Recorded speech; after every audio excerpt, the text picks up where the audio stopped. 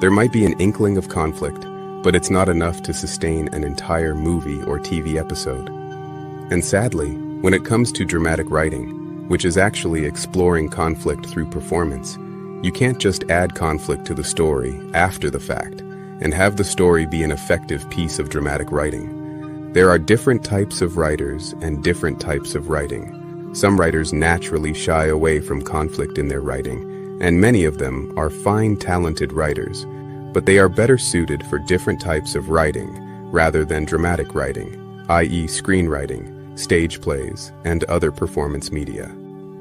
If conflict is drama, and dramatic writing is essentially conflict writing, and a writer's natural tendency is to go away from conflict in their work, then they're probably not well suited for dramatic writing, and there's no shame in that. But this idea that we can simply add in the conflict later is misguided and has led to poorly received movies and shows.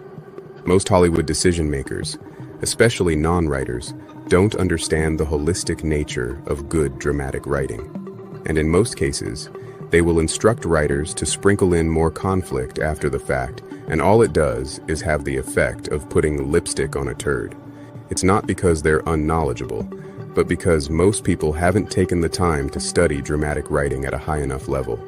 Unfortunately, this tendency toward attempting to add in conflict to a dramatically inert story after the fact has become quite common, and we've seen lower quality content across the board. Conflict is not something you can add later like a coat of paint. Otherwise, you might end up with something questionable, like a bunch of space witches who don't know whether they're fighting or interpretive dancing.